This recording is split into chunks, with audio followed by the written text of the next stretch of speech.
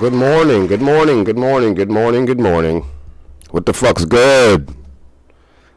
Yo, happy Friday, everybody. If you're tuning in now, please share the feed. Share the feed. We're back for some more music industry, technology, and social media news. With me, William Savant. I'm your host for the day. And this is William versus the World, where we talk about all of the emerging and hot topics every 24 hours, every fucking day, every weekday at 10:30. I am here to read and go over the top stories, the emerging technology in the news, in social media, in the real music industry. Not the music industry on Facebook only. If you're new here, please share the feed. I've got to get my hair under control. I'll be right back. That's why I come on here and I got the bandana, because the hair starts falling in my face. I'm really contemplating on maybe getting a haircut. And when I say haircut, I just mean my stylist shortens my dreadlocks. They take a crochet needle and they just shorten it. Let me get myself one of my trusty bandanas. Are you guys ready for some music industry news? How's it going with you guys today? We've been covering a lot lately. Yeah. There is still some Spotify news today. I know. I'm going to try to get through a lot of it because it's Friday. Normally I would do like some reading of like comments and questions throughout the week, and you guys that are in the chat, if you have any questions or comments or things you want me to look up about the music industry, about social media or artificial intelligence, feel free to send me or inbox me, message me directly on Facebook or wherever you're watching from. Appreciate y'all motherfuckers. Please share the feed out if you have not. Don't be scared. Don't be one of those motherfuckers that watches this shit in private. That's not helpful. We have an ongoing goal right now to try to improve the Honeycomb Hideout and get some improved audio and video over there. So any donations or stars that you'd be sending me, I will be forwarding to Lexi and them to work on the podcast. I'm good here because it's just me and the microphone. You know, I don't need anything special. This is all I need. I got you guys. I have my microphone. But see, the thing with the Honeycomb Hideout is there's more people and the table's fucking broken. It's a long story. Thank you for being here. We're going to jump right in today because we don't have a ton of time to fuck around. We got to get right on it. Before we go on, I like to every now and then I like to come on and start from the beginning. So, just like when I'm playing guitar, every now and then, I practice a lot of fast guitar and challenging technical guitar. Always is challenging for me anyway. But the point I'm trying to make is as challenging and fast-paced as that can be, it's good sometimes to drop down a gear and just practice and hone in on fundamental skills or those stabilizer muscles in your life. Sometimes it's good to go back to the old grindstone. Sometimes it's good to go back to your roots, right? And kind of remember where you came from. Because you could be a crazy shredder and you're playing at 200 BPM. And that's great. But what happens when you have to play controlled? What happens when you have to jump down into a second gear and you're going around a tricky corner in life, you know, and you have to reduce your speed. Or you have to play something that's calm. I always wanted to be a kind of guitar player that had many different skill sets. I didn't want to just be a shredder or a heavy metal guitar player. I wanted to be a real guitar player and a writer and a composer. So playing country chords and one-line notes are just as amazing to me as sweep picking all over the fretboard. That's just my personal taste. But the reason why I'm telling you that is because the importance to downshift, because the pressure that we all have in society to be masters at everything, right? We have a lot of pressure in society to be perfectionists.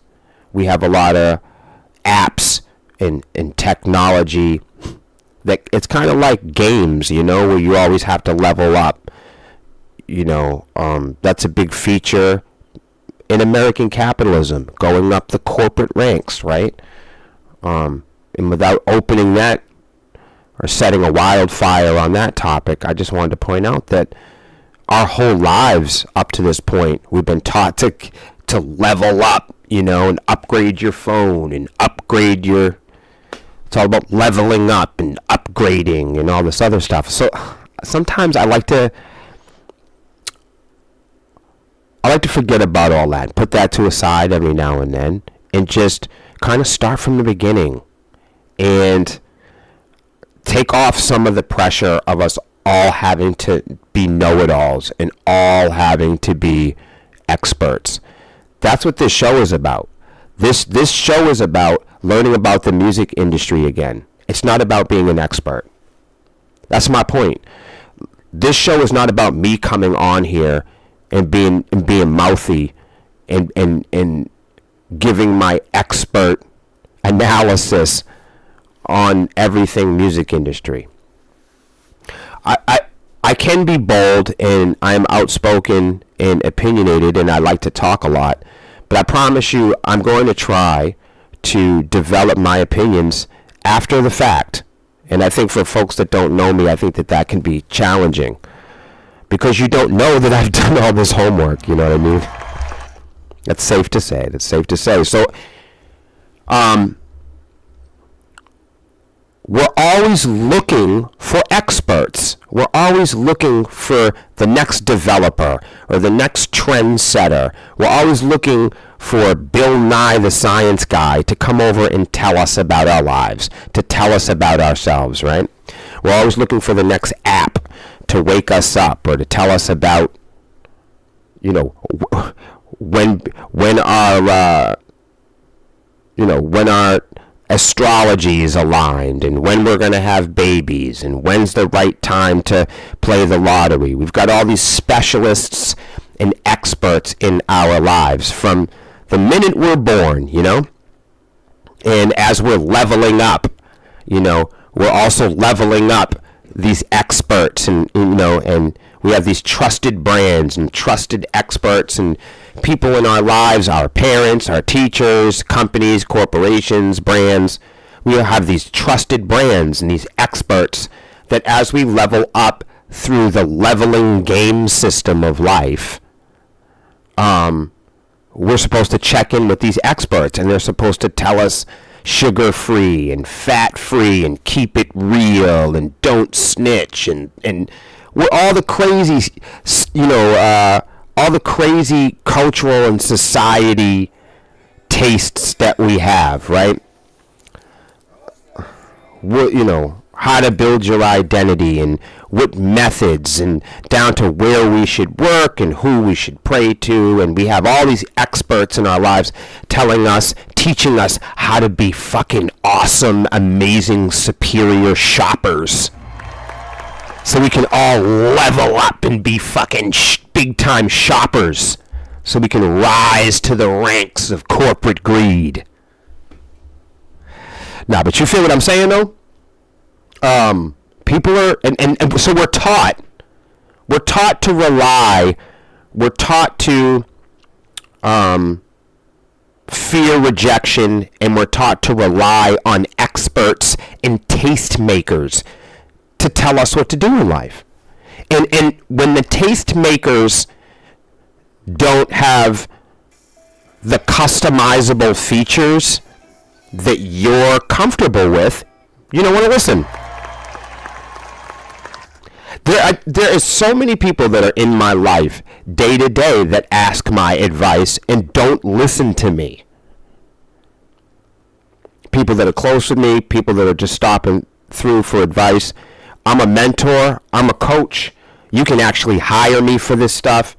Some people really do need it. And I know what you're thinking out there. I know how to sweep the floor. I know how to talk to my girlfriend. I know how to string a guitar. That's what most people think. And if you're confident in that, please don't let me break your stride. But seriously, there comes to a point in your life. I've come to that point. I didn't come to that point today, but I've come to that point a handful of times in my life. And one time, I can't say it was recently, but one time in my past, I was sitting in front of a superior court judge. And the judge turned to me, and without saying too much, the judge said to me, William, I'm getting the understanding. I have the energy and the understanding that you want and you feel comfortable and confident fighting and being responsible enough to take on this case the way you're planning to. And I said confidently, I said, yeah, I am. He knew and I knew in that moment in my life that I was entering a place in a self-awareness within myself, a confidence within myself that I had the tools and the knowledge to do the research and the homework and to acquire the tools that I need to do to get the job done myself.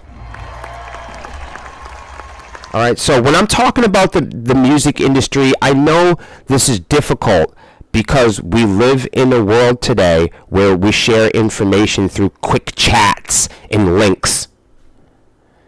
And we're all looking for experts. We're all looking for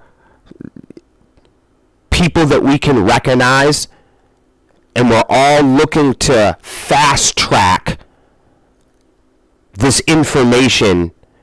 We want to mainline this information, and we want to know everything about the music industry or what's going on immediately. Okay, stick with me here, you guys. Stick with me. Are you with me? Fucking A. Part of the issue of learning about the music industry is threaded within what I'm explaining to you right now, and that is our attention span. When I bring up something about the music industry, as I have on the Honeycomb Hideout, I realized that it is not just layered tier by tier or stacked up and down level to level.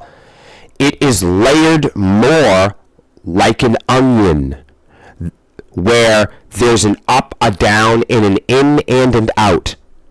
And most people do not have the patience, the passion. Most people cannot afford the free time. Most people do not have the comfort, leisure, and free time and spare time to be involved at all with the music industry.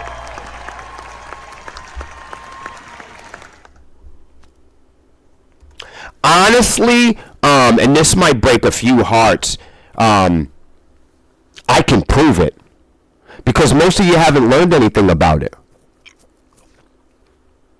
Most of us have all heard about the music industry from day one, 2 years old, 4 years old, 5 years old, MTV, BET, ABC, D, E, F, G, whatever the hell it is.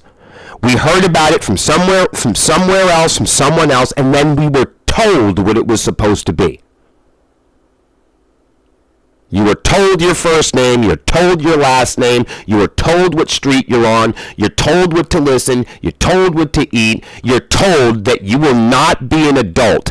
And becoming an adult unlocks features and privileges and cards and economic features and freedoms. Now, in a scientific world, that's not true. But in a mental, economic world where we level up, we teach our kids as soon as they're born that in order for them to level up, they have to follow the rules and regulations of the game. Scientifically, there's nothing that protects them. There's an illusion that mommy says, mommy protects you from all of the dangers of the world. And for a short amount of time before puberty and your father comes into play, mommy has presented a recipe and illusion for you to be a rock star and a fireman, huh? Mommy's gonna make you a fucking rock and roll star. Yes, you are. You're gonna be an astronaut, huh? That's what we're told. We're told to follow our dreams. We're told we can be chefs. We can be anything in the world. We're told that we're allowed to dream until puberty. And when puberty comes in, your dad comes into your life, initiates discipline, structure, right? And pops mommy's bubble and tells you got to get a real fucking job. You see how that worked? So the minute that we're born, we're looking towards these experts in our lives, our parents, who tell us from the beginning that we can be anyone we want to be. Well, who told them that? And why did they tell you that? Why did mommy tell you that you were safe? Why did mommy tell you that there was nothing that would ever happen to you? That you were special?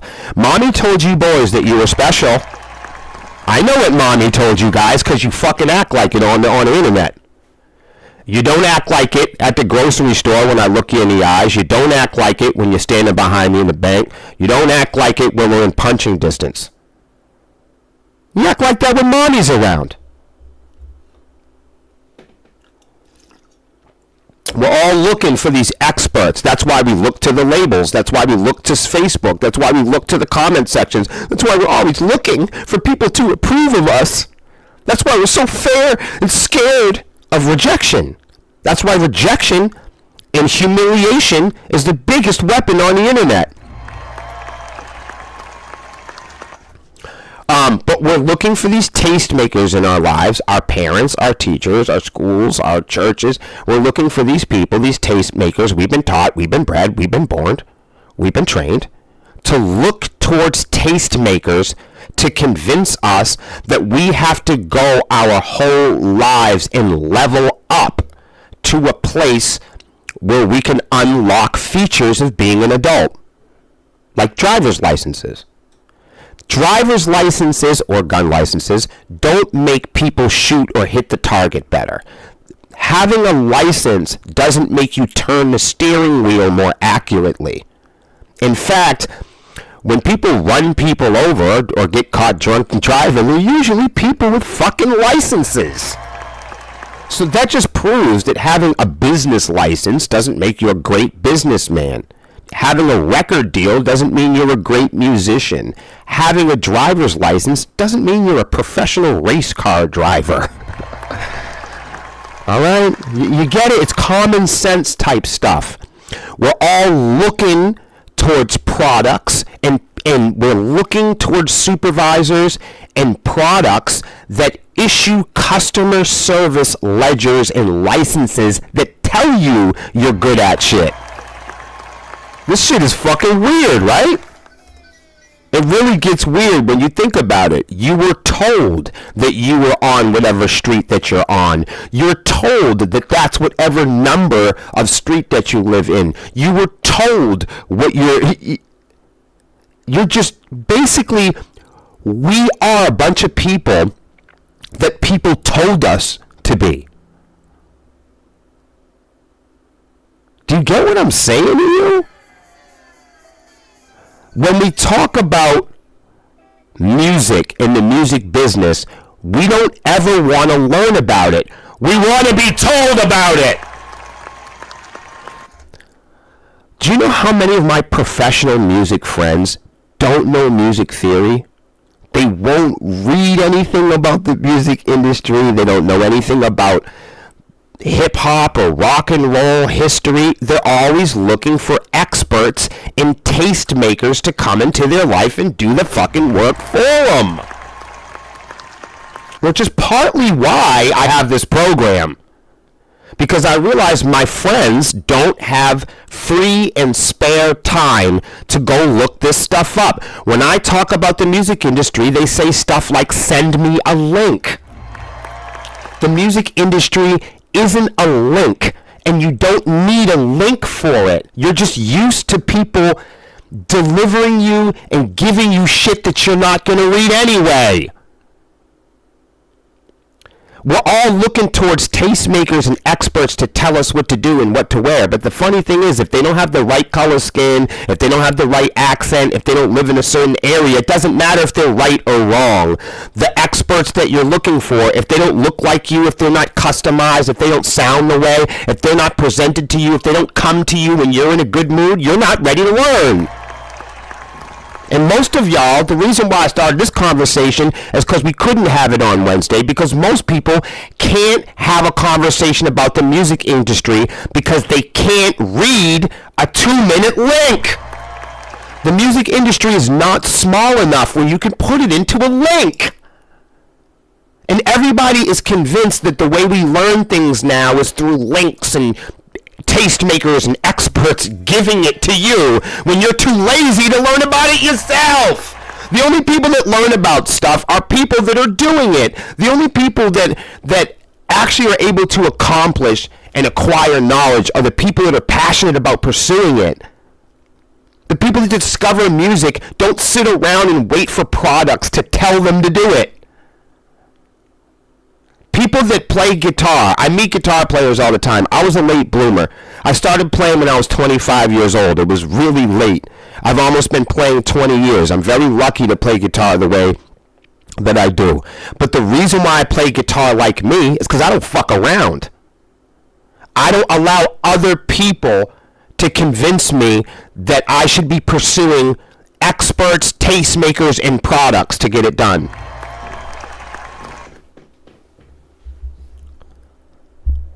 All right. So, I was telling a group of people today that rock and roll, historically, I don't need Bill Nye the Science Guy. This isn't like ancient history. Like, when we talk about ancient history, or like the Bible or something like that, or like, you know, the Rosetta Stone or something like that. I mean, even the Rosetta Stone, at least it's a physical thing. But what I'm talking about is, even when we see physical ancient hieroglyphs, right? There's a tremendous amount of debate about these things because we weren't there, right? But when we talk about American history, we don't have to get all crazy about it. We were fucking here. We're fucking here. I like when we start to talk about, I get down to this. 'Cause I grew up on hip hop and rap music. And I was born in 1980. So, when we talk about the history of the internet, or the history of heavy metal, and the history of all things 80s and 90s, when I start to talk about the history of these things, right? People that aren't born in that time, or young people that weren't born in that time, they talk about it as if we're talking about ancient history. And I'm like, no, son. This is modern day history. This isn't something, I don't need to ask somebody else about hip hop. I was fucking here. I don't need to look at Wikipedia to know what happened with Tupac. Tupac went to jail for a heinous crime. Now, if you ask people in real hip-hop, people that love hip-hop are street people. Street people absolutely 100% reject sex crimes and convicted sex criminals. So if you ask people in the street about Tupac, they'll tell you they're not a fan. So what I'm saying is, depending on which expert you ask, you're going to get a different story. But we don't need a link. We don't need a Rosetta Stone. We don't need anybody for the shit that we were present for. We know what Tupac went to jail for. We don't have to debate it. We don't have to debate it. So you either support that kind of musician or you don't. That is modern day American history. Modern day rock and roll American history. R. Kelly. Modern day music history. I don't need Bill Nye the Science Guy to explain this to me. It's not blurry for me. There's a clear understanding, and you have to ask yourself, is this the best musicians that we could get? Is this the absolute top tier? If we're all experts, and we're all pressured to be experts, we're not talking about ancient history, this is modern day music. Is this the best we could do? I condemn sex offenders in rock and roll. You hear what I said? I do. I'm not saying I'm the law. I'm not saying anything. You want to change the laws, you want to do that, that's fine. I'm not saying that the way we should live our lives or rule or run the world. What I'm saying is, people that abuse little girls and women and weak people should not get upstage and then perform in front of them and use those tools to further assault and abuse people. That's what I'm saying. I'm saying, if you're convicted of a heinous crime, you should not be working at Chuck E. Cheese. If you disagree with me, please leave the page. That's what I'm saying. I'm saying, is this the best that we could do? Now, when I talk about modern day rock and roll, when I talk about the modern day music industry, you keep hearing me say, it is a crime. I'm not saying this rhetorically. I'm saying actually, American rock and roll protects its biggest cheaters, abusers, and criminals.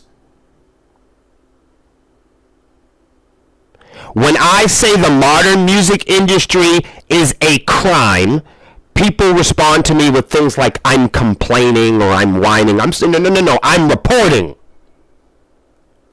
I'm reporting that you guys love Tupac. You do. I don't. You guys love Marilyn Manson, and you will defend him to the end of the galaxy.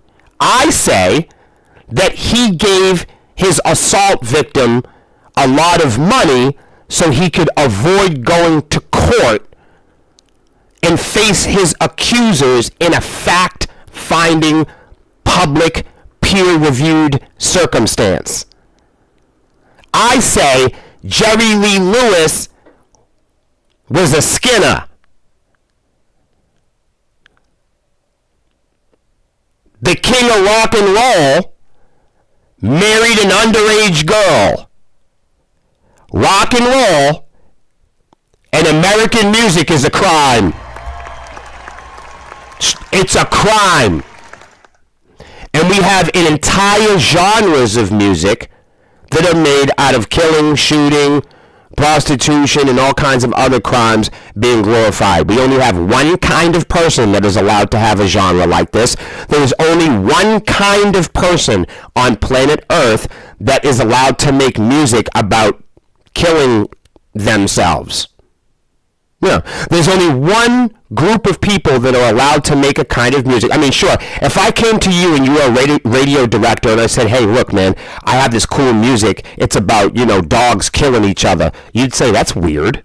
I don't think I'd have that on my station, sure. If I came to you and I said I have a TV show and a radio station idea, and it's about women that brutally abuse each other, make fun of each other, humiliate each other, rob and steal from each other, and objectify each other, you would tell me that that's a terrible idea. But what if I told you African Americans can do it? Yeah, what if I told you there's this cool product called rap music, and in it, all the animals kill and shoot and insult each other and disrespect each other? You'd say, oh shit, let's put that on the radio. Right, so when I talk about American music and I talk about rock and roll being a crime, I'm talking about rock and roll specifically. American rock and roll specifically is a fucking crime. The music industry is a crime, literally.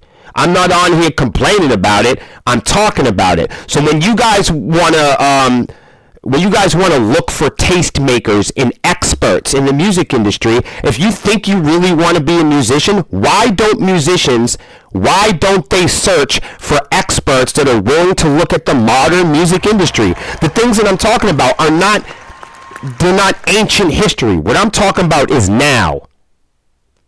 R. Kelly is still on Spotify. Why?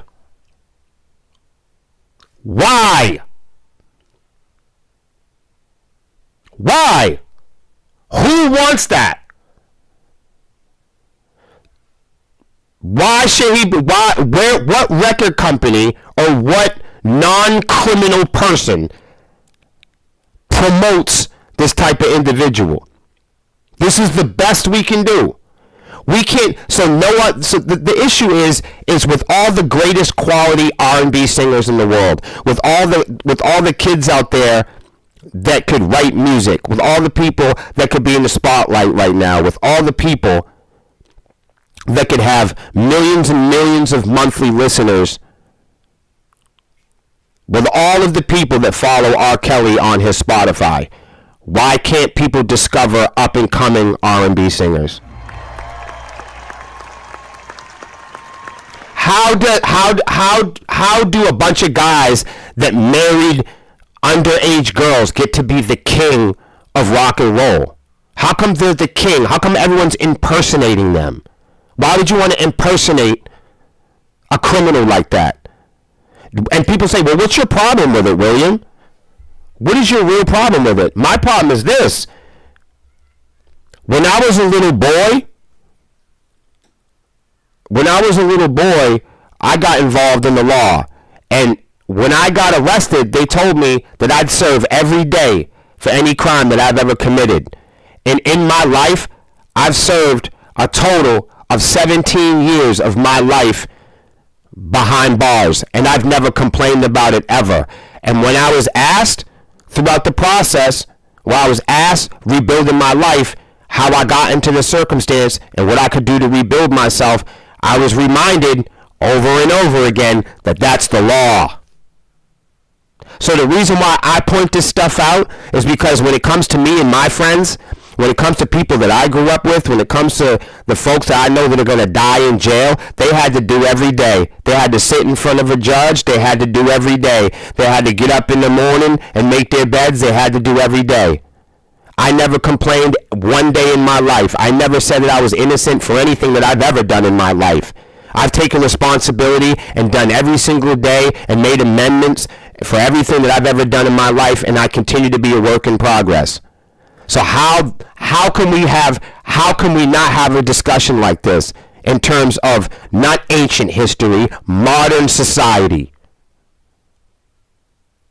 This is a modern society issue. When I talk about rock and roll to my rock and roll friends, when I talk about the music industry, we all talk about it like we know what's going on with it. We all talk about it as if we're all experts.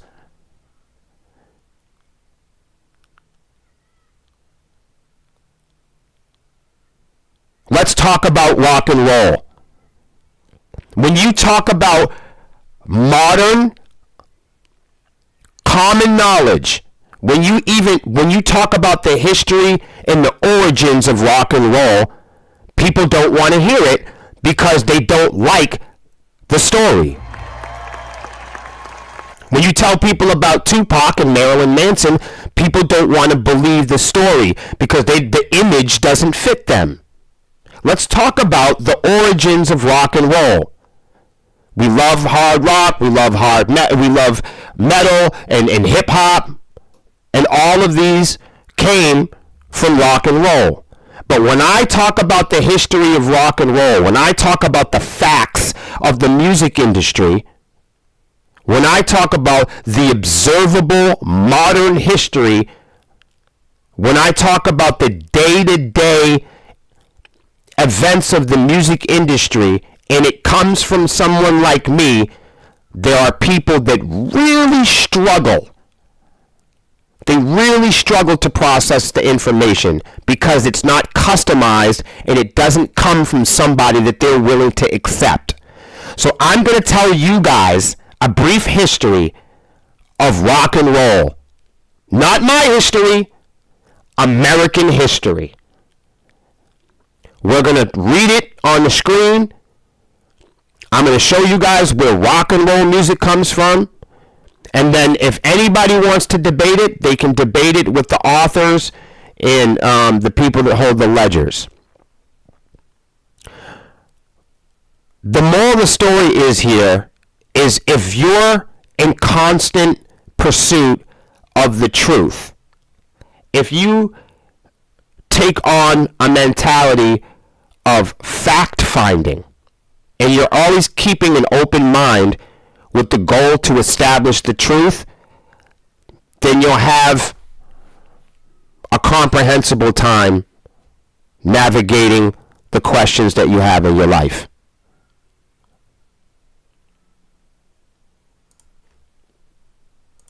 We got to start, because we go, who knows anything, right? I'm going to start with Wikipedia. I'm just going to start here and we'll move forward. We're not going to do the whole episode on this. But I do want you guys, I don't want to have another program without going over some history. Because to know where we are, sometimes we have to be able to recall how we got here. For those of you that suffer from the truth, I would definitely leave this page right now. For those of you who are wound up in owning land, owning people, owning ideas, I would definitely leave the page right now. For people that think they're more powerful, they deserve more, or that they're superior, or their ideas are ranked higher than other people, this is definitely a good time for you to leave the page. And I don't mean for the program, I mean forever. Don't come back if you don't like what you're about to hear. The origins of rock and roll are complex. This is why this reinforces exactly what I said earlier. When we talk about the music industry, you're not going to learn about it in a fucking link. You're not going to learn about it from your buddy on Facebook. You're not going to learn it from William Savant. You're not going to learn it from fucking Ronnie fucking Radke or whatever. You're going to have to pursue this stuff on your own. This is just an introduction, okay? Rock and roll emerged as a defined musical style in the United States in the early mid-1950s, originating from African American music. It derived most directly from the rhythm and blues music of the 1940s, which itself developed from earlier blues, the beat-heavy jump blues, boogie-woogie, up-tempo jazz, and swing music. It was influenced by gospel, country and western, and traditional folk music. Rock and roll, in turn, provided the main basis for the music that, since the mid-1960s, has been generally known simply as rock music. phrase rocking and rolling originally described the movement on a ship on the ocean, but it was used by the early 20th century both to describe spiritual fervor and the sexual analogy. Various gospel, blues, and swing recordings use the phrase before it became used more frequently, but still intermittently in the 1930s and 1940s, principally on recordings and in reviews of what became known as rhythm and blues music aimed at black audiences. In 1939, during the April 5th broadcast on the Fred Allen Town Hall Tonight Show, the song Rock and Roll appeared as a barbershop quartet lead-in.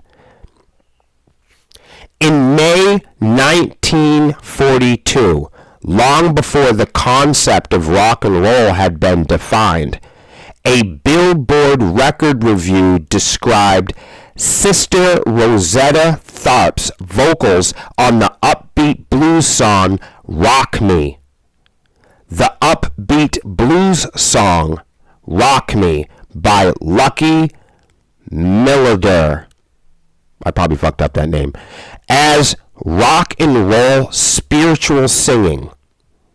In 1951, Cleveland-based disc jockey Alan Freed began playing this music style He began playing this music style while popularizing the term rock and roll on mainstream radio. As a 2018 BBC article explained, quote, by the time DJ Alan Freed started using the term to describe rhythm and blues, the sexual component had been dialed down enough that it simply became an acceptable term for dancing. Freed was the first radio disc jockey and concert producer who frequently played and promoted rock and roll, including songs by black artists that were considered R&B. Various recordings that date back to the 1940s have been named as the first rock and roll record, or at least as precursors of the music. What do you guys think about that? What do you guys think about that? Pretty cool, right? Oh no, Trisha, what happened? Oh no. Now, so I hope you're all right out there. I hope you're not like in a storm or nothing. Here's the thing. Is it, do I like the news? Is it, people say, like, I bet you like that, Will. It's just history, man. I don't do podcasting at you. You know what I'm saying, guys? Like, I don't play guitar to you. You either listen to it or you don't. Like, people show up here. I have no clue why people follow pages they don't like. I have no clue why people that don't like our message, they still choose to follow us, and I'm not mad at them. You know what I mean? I'm really not. But I'm amazed in people that want to get involved in the music industry and you don't read or write or pursue music education. It blows my mind that people want to be involved in talking about the music business, that people want to sound like experts. who wants to sound like an idiot? Anybody? All right, so at the risk of sounding like a goddamn fool on the internet, you'd think, if you were going to join a band or a hip-hop group, or you were going to be a DJ or a fucking, a rock and roll mogul or whatever you guys think you are, why don't you guys learn anything?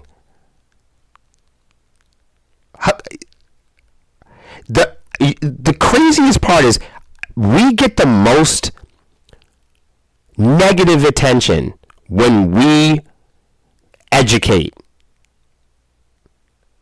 Do you guys know that? When we present, watch, I'll go back after I get off, I'll copy that whole thing and have Melissa post it on Sepsis, and we'll put the history of rock and roll. Watch how many people are upset about that. It's like we said it. It's like, no.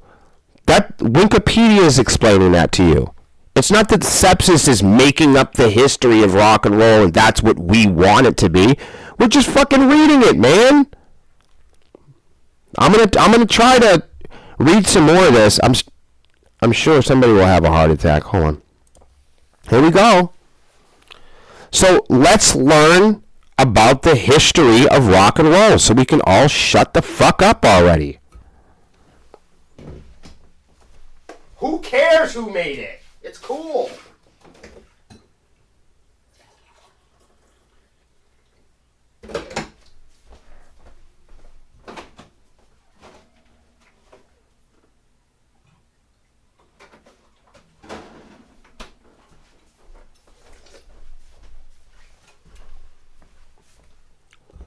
Like, does it matter? Does it matter who made the wheel? Like, it's fucking cool. You know what I'm saying? Like, who made the wheel? People did, man. Does it matter who made coffee? Oh man, that was an Asian guy or a brown guy or a short guy or whatever. You know, who gives a shit? It's cool. People like coffee. You know what I mean? Somebody figured out how to do blowjobs. You know what I mean? It wasn't like they were just for certain kind of people. Like, hold on, excuse me, blowjobs are for people with blue eyes. We copyrighted that. Like hip hop and rap music is for all people. Heavy metal is for all people. Rock and roll is for all people. Who cares how it got the way that it is? Does it matter? Like, is that the way you feel about fucking spaghetti? You're like, oh man, I can't deal with the spaghetti. The Italians made it. Oh God, it's just thinking about that makes it taste different. Like, that's fucking dumb. We're not talking about ancient history. Like, if we had to figure out who made spaghetti, it would be debatable. You know, if we have to figure out how rock and roll started in the modern day history, we can tell because we were fucking here. This shit is funny, man. This shit is hilarious. Let's check it out.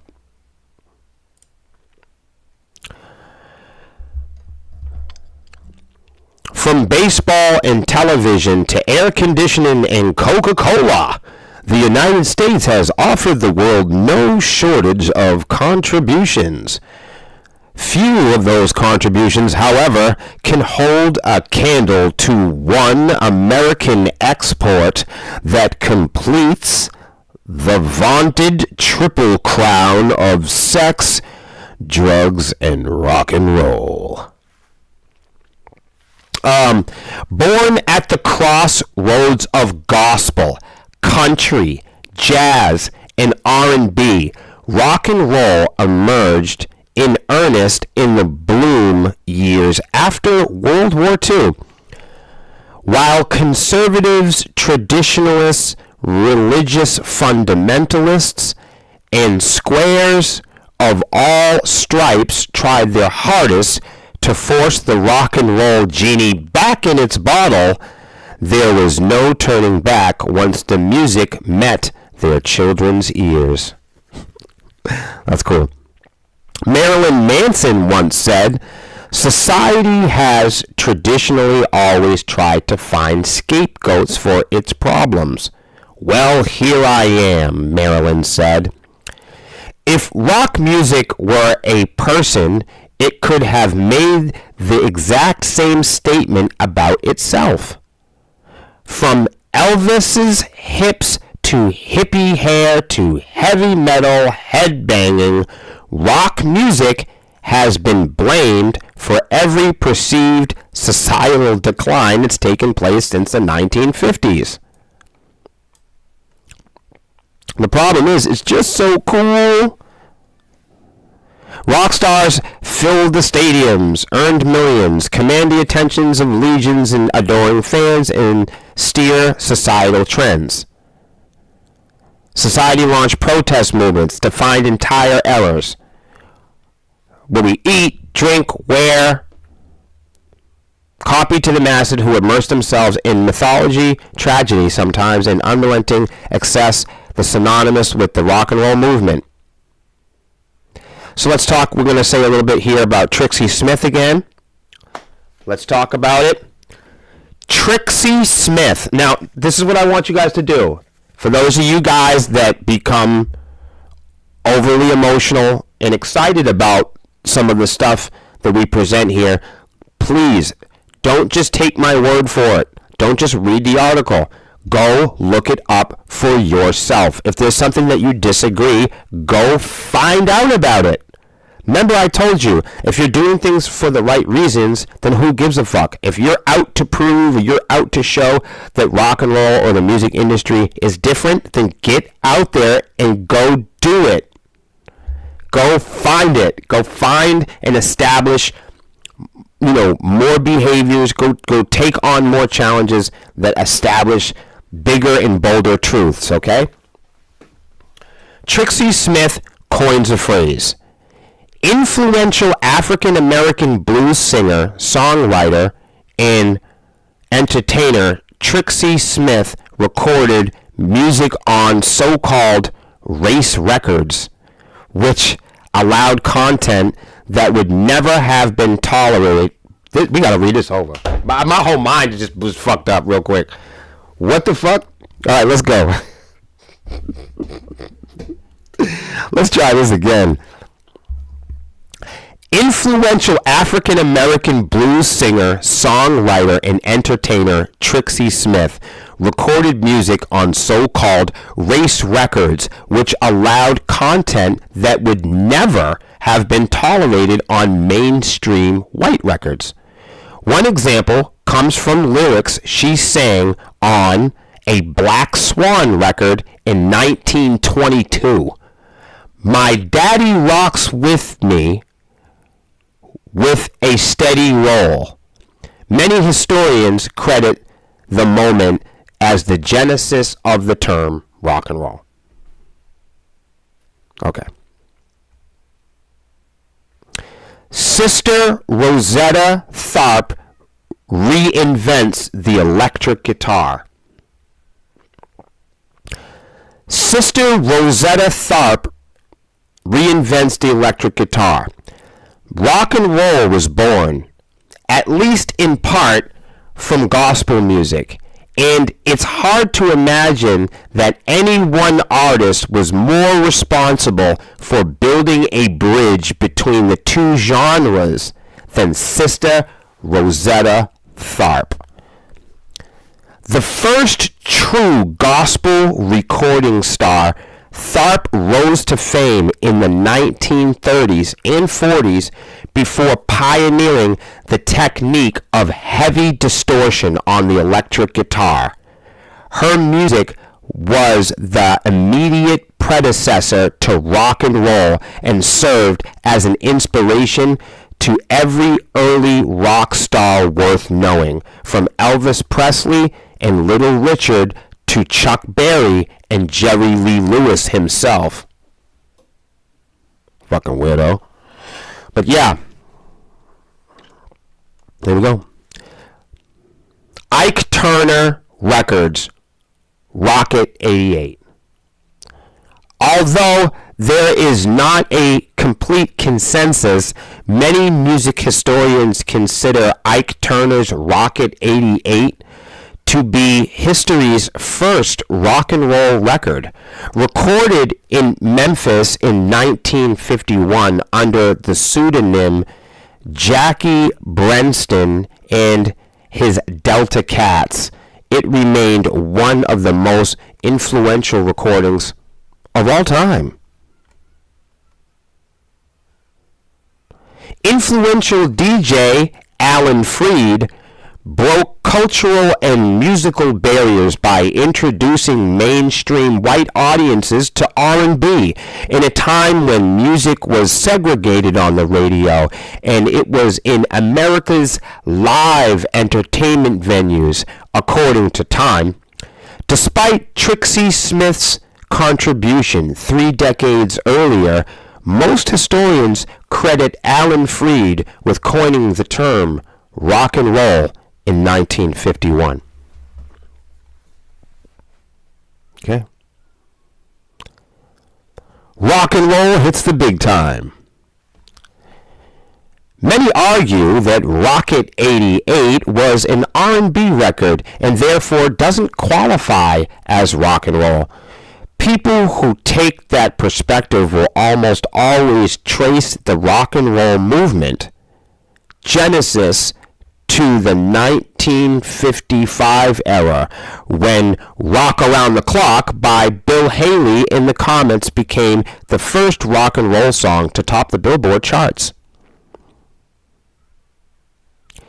In 1955, 65 years after it was first heard, Wop Babaloo Bop Wop Bam Boom is still instantly recognized as the refrain from Tutti Frutti, Little Richard's first big hit.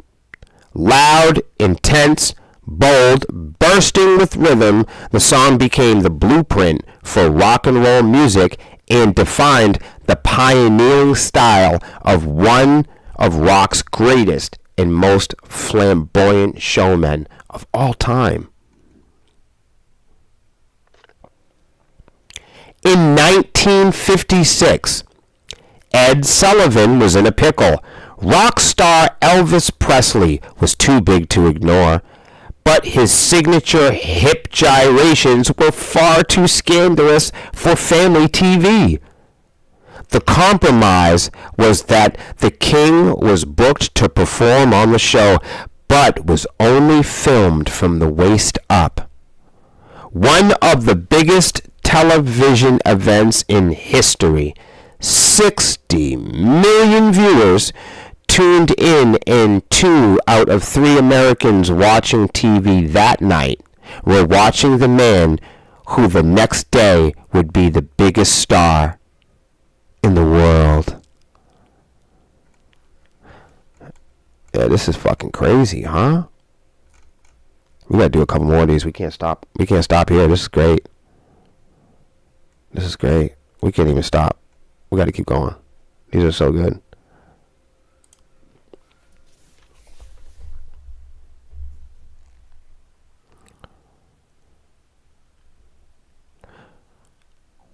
Yeah, so some people might think I'm telling jokes on here, or I think some people misunderstand me as maybe being funny, or even trying to like rebel rouse or stir shit up. I get a lot of people accusing me of stuff like that, but the fact is, I'm just reading about American rock and roll history. And sometimes I use humor or I use passion to drive a point home or to be entertaining. But you guys, I'm just showing you guys the real music industry. That's all it is. It's just stuff that my friends can't handle. Usually my friends in bands and people that have a hard time learning that this whole thing is never was into Elvis. Well, yeah, I can say like some of his music is all right.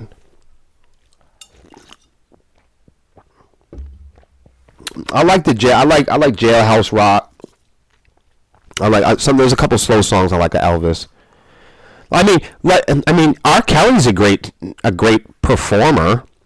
You know, he just also is a criminal. One of which intensity I can't support. I can't support Tupac's music because what he went to jail for. You know what I mean? I can't support Marilyn Manson because innocent men don't pay their victims. You know? Anyway, let's do a couple more of these, guys. Then I'll take off for the day. And we'll be back on Monday. Maybe we'll do some more of these. I don't know. 1956, Bob Horn was 40, overweight, unphotogenic, and out of touch with legions of teens and preteens who flocked to his WFIL TV show Bandstand. His producers decided Dick Horn was yesterday's news and replaced him with a young, dynamic boy face and squeaky clean radio host named Dick Clark. The show would go on to become the American Bandstand, and Clark would evolve into America's only national DJ, one of the most influential kingmakers and gatekeepers in the American. Wow, that's really fucking crazy, man. I just didn't expect the English to be like that. You know what I mean? Wow. Damn. American Bandstand, and Clark would evolve into America's only national DJ, one of the most influential kingmakers and gatekeepers in the history of American entertainment. Gosh. In 1958, Chuck Berry released what is probably the most famous rock and roll song of all time. Johnny B. Good, man. Come on, y'all. You guys didn't know? Johnny B. Good remains one of the most popular, highly acclaimed, and most often covered songs ever written. That's crazy.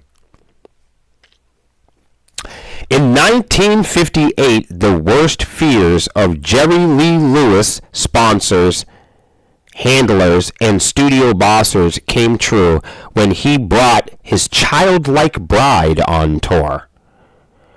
What his bosses knew was that she was a 13-year-old girl who happened to be his second cousin and third wife.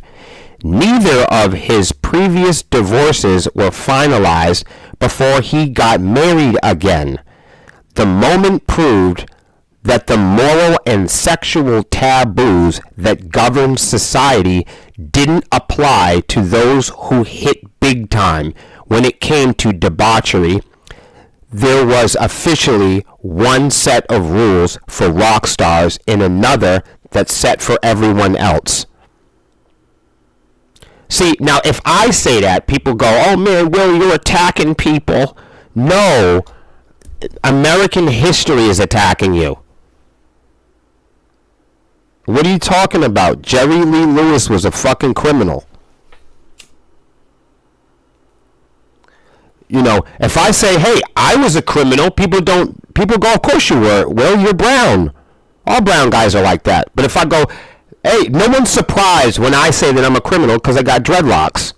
And I say the F word a lot. And I smoke weed, right? So people go, oh, that guy, he must be a criminal, right? I got face tattoos, right? I got tattoos. I got brown skin. I got big dreadlocks. I must be a criminal, right? Of course, you guys know that I'm not a criminal. But what I'm saying is it's easy for some people because some people associate my image with criminals. But if I say, the king, if I say the king of pop, the king of rock, the king of rap, they all have one thing in common. They do.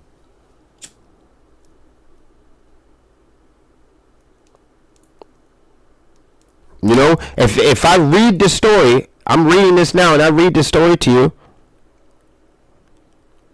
When it comes to debauchery, there was officially one set of rules for rock stars and another set of rules for everyone else. I'm saying that, and I double down on it. I'm seeing that now. People that have money and people that are popular and rich. Marilyn Manson's on tour. He can do whatever he wants to people. R. Kelly still has his Spotify. He's in jail. Why does he have a Spotify? His music is singing about sexual content. Why is he allowed to do that? I don't understand that.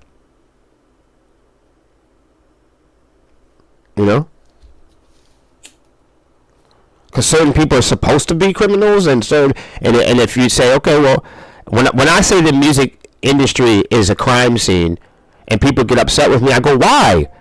Why? If I was in jail and I say, hey man, I did it and I'm doing my time, people say I'm taking responsibility for it. I did 17 years behind bars. I did 9 years in the state penitentiary, and people used to ask me all the time, you know, have you ever been in trouble again? Oh Christ, no. You know, I'm 43 years old. I haven't had a seatbelt violation. I haven't gotten a ticket in 20 years. You know what I'm saying? I haven't littered in 20 years. The point is, you know, all my young life as a child and as a young man, I spent my entire 20s and my entire childhood and teenage years in prison. And I saw a lot of people in prison have a tough time. And a lot of times when the conversation would come up and people would say, why can't I go home? And why do I have to be here? And they say, because you broke the law, man, and you got to serve out your time. And we were told that that's what we had to do. And even though that we weren't treated fairly when we were released, you know, we were taught that you know, only pussies would sit there and complain about the time that they were giving when you know you wasn't doing something right. You know, I never claimed that I was innocent or claimed to be a great person. I never claimed to be. There were people that got caught for shit. There were people that didn't when I was growing up. I was one of those kids that got caught for shit. I got caught for everything I did, everybody, and they put me in jail every single time for it. My whole life I grew up in jail. And when I was in jail, they told me all the time, the reason why you're in jail is because of the shit you're doing. So when people ask me, when I come out, I said, man, the music industry is a crime. And people go, well, why would you report on that? Because I was taught to. Because I was taught to take responsibility for my crime. So when I see people in society not taking responsibility, I go, what the hell? Why should somebody like R. Kelly get a big, Spotify page while there's some young person out there that's working his ass off and he's never done nothing like that? Why doesn't he have a chance to be seen or heard? Why is Elvis the king of pop? He married a teenager. You know, what is that? You know, how can we worship Tupac if he went to jail for that type of crime? You know, I'm saying, like, somebody's got to say. There's nobody ever online that no one ever says nothing about it. I'm the only person that says it. The reason why I don't support Marilyn Manson is because he paid his accuser. Innocent men don't pay their accusers. It's very simple.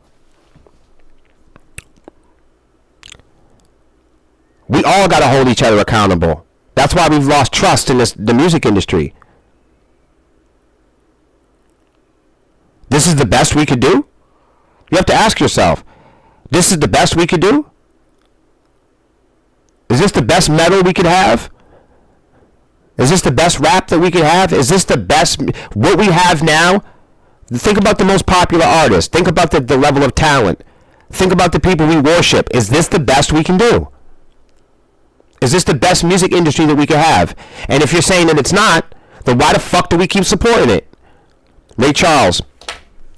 The influence of African American music like jazz, blues, and R&B is evident all over early rock and roll, and in 1959, Ray Charles combined it all into one when he recorded What I Say.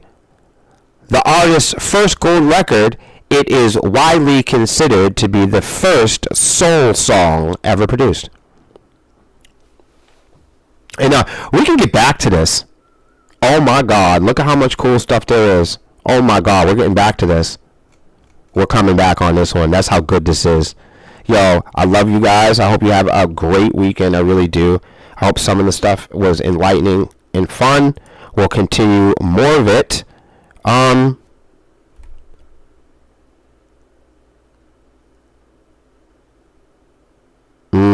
Oh my God, Scott, that is fucking crazy, dude. Wow. Man, someday I gotta hear about you guys' stories, man. Oh, I love Motown. Jailhouse Rock, Hound Dog. Hound Dog was a good song. Yeah, it's not like I want these guys to be like sex offenders or something. It's just they are. It's not like I wanted slaves to be treated poorly. It's just they were. You guys got to remember, I'm somebody that's really transparent. I've got the best of most worlds. I'm half African. I'm half European. I have Egyptian descent. I have English, German descent. I'm somebody that's like, I'm a total mutt, man. Like, of course I was raised African American. When I get pulled over by the police, that's what they put on the little card. You know what I'm saying? If you look at my birth certificate, it says I'm African American, but I'm half white. I'm half European, and I love everybody. And that's why I think I'm most qualified to report on a lot of this stuff. Frankly, I think I'm qualified to report on a lot of this stuff because I'm not in competition or trying to beat anybody out or take away from anybody. I'm really a product. Biologically, I'm a product of people making love, man, not war. You guys be cool, be even as Steven, man. Treat each other kindly. And remember, treat people and take care of people the way that you want to be treated and taken care of. Much love and respect. Be cool out there. And I'll see you guys, if not on the battlefield, on the stage. Peace. Homies for life.